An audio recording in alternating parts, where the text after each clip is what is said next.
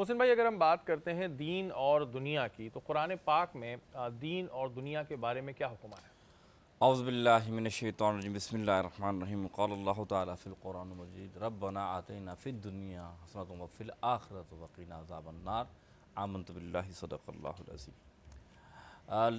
تمام تعریفیں اللہ رب العزت کے لیے جو کہ خالق کائنات ہے، اور لاکھوں درود و سلام حضور صلی اللہ علیہ وسلم کی ذات پر جو کہ وجہ کائنات ہے۔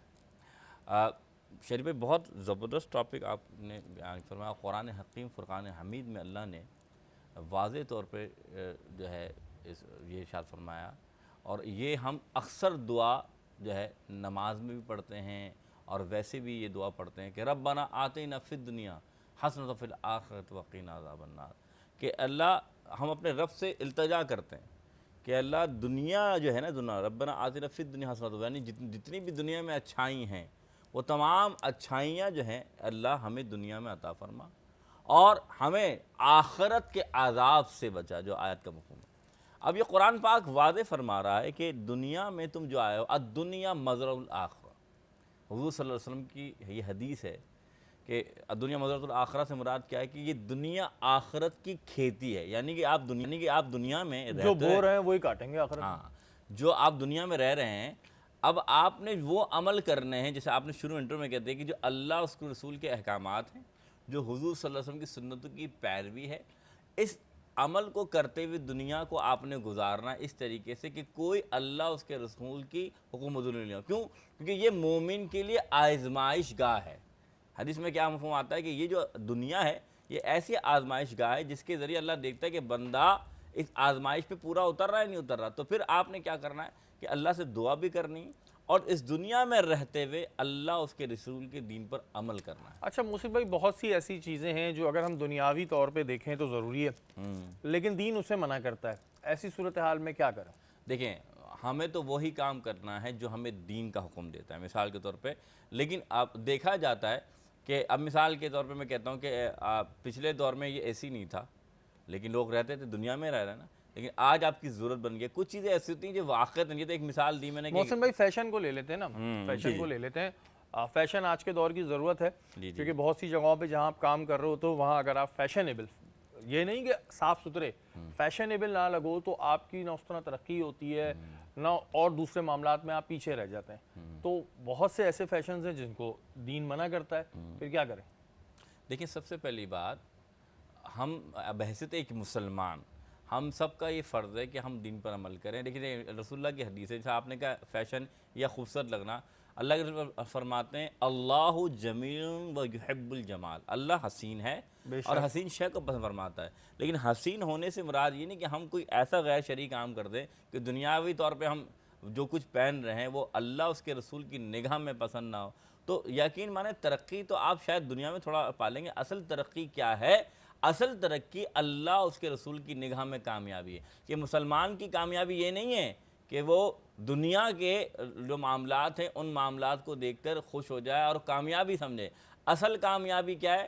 اصل کامیابی یہ ہے کہ بندہ اللہ اس کے رسول کو راضی کر لے، اور راضی کرنے کا طریقہ کہ جو اللہ اس کے رسول نے قانون بنا دیا ہے وہاں تک آپ عمل کریں۔ اگر حسن کی بات ہے کہ جو جس کام میں شریعت اجازت دیتا ہے وہ آپ کپڑے ہی پہنیں، استعمال بھی کریں، لیکن آپ کہہ رہے ہیں کہ دنیاوی ترقی تو یہ ضروری نہیں ہے۔ میں پھر آپ سے بات کروں کہ آپ کی سوچ کے مطابق کہ کچھ ماحول ایسا بنا ہوا ہے تو شاید مجھے ترقی مل جائے گی، شاید چند لمحے طور پر وہ ترقی ہو، لیکن وہ عارضی ہوگی، وہ دائمی نہیں ہوگی۔ اچھا محسن بھائی، اگر ہم دیکھتے ہیں دنیاوی تعلیم کی طرف آتے ہیں تو دنیاوی تعلیم میں بڑی جدت آ گئی، دینی تعلیم میں کیوں نہیں آتی جدت؟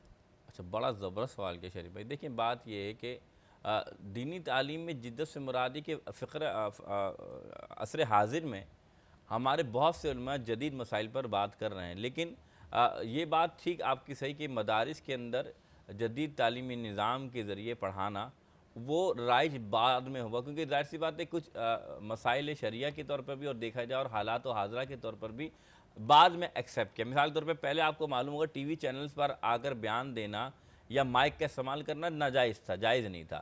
لیکن علماء یعنی کہ آج کی جو علماء نے جب یہ حالات اور واقعات دیکھے کہ بھائی اگر اس کے بغیر اگر ہم دین کی خدمت کرنا چاہیں تو آج بڑی مشکلات پیش آئے گی. تو بہت سارے علماء اب الحمدللہ ٹی وی پر بھی آپ کو نظر آتے ہیں اور مائک پر لوگ بات بھی کرتے ہیں.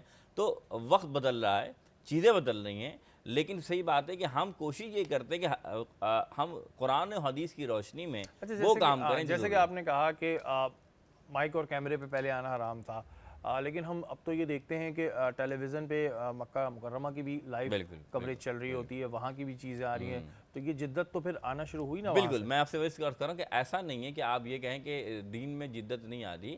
جدت سے کیا مراد ہے؟ جدت سے مراد کہ جدید یعنی کہ ٹیکنالوجی کا استعمال کرتے ہوئے دین کو بڑھانا.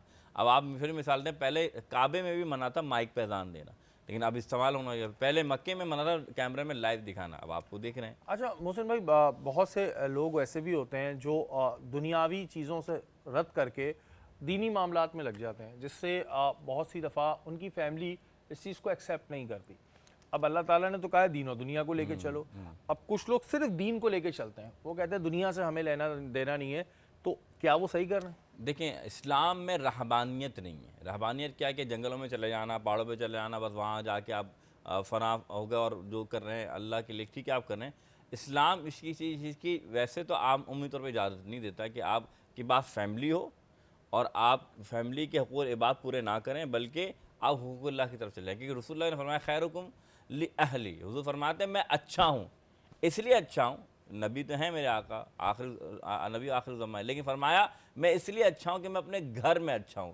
مراد یہ ہے کہ کوئی بھی مومن مسلمان یہ اس کے لیے بالکل ایسا نہیں ہے کہ وہ اللہ کے حقوق تو ادا فرمائے، لیکن جو دنیاوی حقوق ہے جسے آپ حقوق عباد کہتے ہیں بالکل وہ پورے نہ فرمائے. اچھا، بہت سے لوگ ہیں محسن بھائی جو دینی تبلیغ پہ جاتے ہیں 4 مہینے کے لیے، ٹھیک ہے، اچھی بات ہے، لیکن کیا یہ ضروری نہیں کہ وہ جانے سے پہلے اپنے گھر والوں کے لیے ایک انتظام بھی کر کے جائے؟ کیونکہ یہ ایک بڑا اہم موضوع ہے کہ بہت سے لوگ دینی تبلیغ پہ نکل جاتے ہیں، ٹھیک ہے جی، اللہ کی راہ میں جا رہے ہیں، لیکن پیچھے ان کے گھر والوں کے نہ معاشی حالات ایسے نہیں ہیں، کھانے پینے کو نہیں ہے، اور پھر وہ ایک الفاظ کہتے ہیں اللہ دیکھ لے گا. اللہ تعالیٰ تو دنیا میں سب کو دیکھ رہا ہے، اس میں تو کوئی دو رائے نہیں ہے، وہ تو سب کا مالک ہے.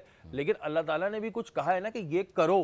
اب یہ تھوڑی کہ سب کچھ اللہ دیکھ لے گا، دیکھنا تو ہے اس نے، پھر تو دنیا میں کچھ بھی نہ کریں. یہ بہت زبردست سوال پھر آپ نے کیا. دیکھیں شہری بھائی، اسلام کبھی بھی یہ نہیں کہتا کہ آپ اپنے بچوں کو بھوکا ڈال کر، اپنے فیملی کو بھوکا ڈال کے، یا ان کے جو بندوبست ہے نان نفقے کا یا ان کے اخراجات کا آپ مکمل نہ کریں اور یہ کہہ دیں کہ آپ میں اللہ کے راہ میں آ رہا. حدیث میں یہ کہ جب اونٹ تم سواری سے مثال دی، جب سواری کو کھڑا کرو تو پہلے اونٹ کو باندھو، پھر کہو توکل اللہ، کہ میں نے اللہ کے توکل پر چھوڑا. یہ نہیں کہ آپ راستے میں اونٹ چھوڑ دیں اور کہ میں نے اللہ کی راہ پہ چھوڑ دیا ہے اب آپ نماز پڑھنے چلے جائیں. نہیں میرے بھائی، اسلام اس چیز کی اجازت نہیں دیتا کہ آپ بولیں 4 مہینے یا 6 مہینے میں لگا لوں. منع نہیں ہے، دین کے لیے آپ خدمت کریں، 4 مہینے کیا آپ زندگی بھر کرتے رہیں، 4 سال کا پوری زندگی کریں.